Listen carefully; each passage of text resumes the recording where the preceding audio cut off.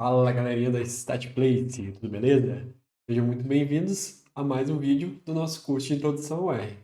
Na aula de hoje, iremos aprender a como construir gráficos de normalidade utilizando as bibliotecas do R padrão. Sem mais enrolação, bora pro vídeo. Mas, primeiramente, o que são gráficos de normalidade? Sempre quando vamos realizar análises estatísticas mais aprimoradas, nos deparamos com dois tipos de técnicas principais: as chamadas paramétricas e as não paramétricas. Basicamente, a diferença dessas duas técnicas é que as paramétricas são baseadas quando a distribuição dos nossos dados é normal. Já as não paramétricas são quando os dados seguem um outro tipo de distribuição que não seja a normal. Como o intuito desse curso não é apresentar de forma detalhada todas essas técnicas, apenas iremos construir o gráfico de normalidade para verificar se nosso dado está distribuído normalmente ou não. E para verificar se um dado está distribuído normalmente ou não, iremos construir um gráfico de normalidade para checar essa informação. Então, para por R, para o exemplo dessa aula, imaginemos que seu chefe pediu para você verificar se as eficiências energéticas dos carros da base MT Cars estão distribuídas normalmente. Ou seja, você vai pegar a coluna MPG, que é milhas por galão, para ver se ela está distribuída normalmente. Então, para verificar isso, basta a gente criar um gráfico de normalidade da seguinte maneira.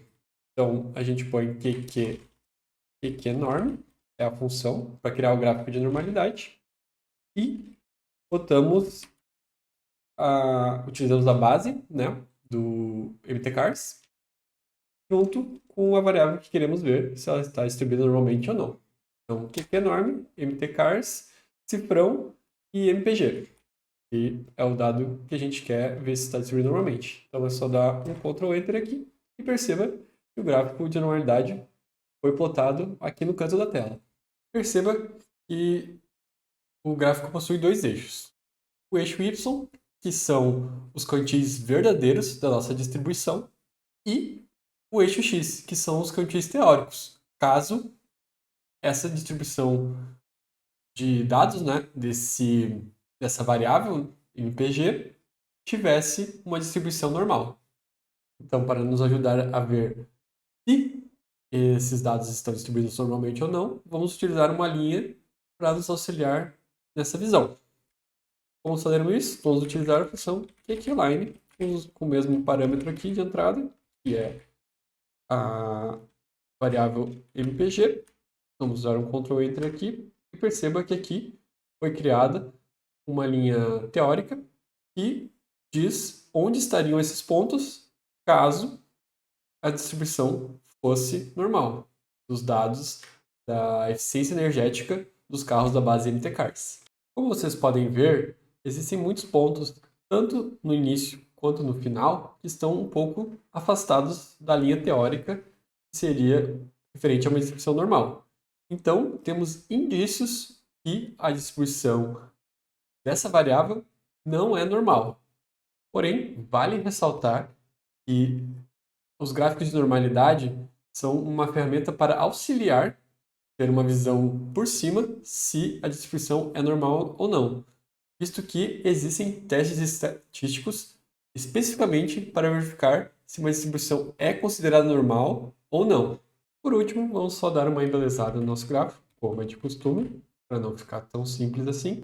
Então vamos pegar a primeira função da distribuição inicial, né, do gráfico de normalidade. Vamos botar um título nele. Seria gráfico de normalidade da eficiência energética dos carros. Vamos botar também um rótulo no eixo X, que é quantis teóricos, e também um rótulo no eixo Y, que seria quantis verdadeiros. Então dá um Ctrl Enter. Percebendo que foi mudado. Só foi apagado a linha, porque primeiramente a gente tem que rodar esse QQ enorme, depois a linha. Então, tudo normal aqui. Também podemos mudar o formato do ponto, utilizando o parâmetro PCH. Lembrando umas aulas anteriores, que ele recebe um número, que representa um símbolo diferente para cada tipo de ponto. Eu vou usar o 19. E também podemos botar uma cor. Então vamos botar na cor azul. Dá um Ctrl Enter aqui. Perceba que foi criado o nosso gráfico, né? Os pontos mudaram. E vamos rodar também o QQLine, mudando a cor também. Vou botar uma cor vermelha nele, para destacar bem. E dar um Ctrl Enter aqui. Então perceba que agora aqui mudamos o nosso gráfico. Botamos mais informações nele, deixamos ele um pouquinho mais atraente, mas lembrando que você pode manipular ele da maneira que você achar melhor e achar que fica mais bonito.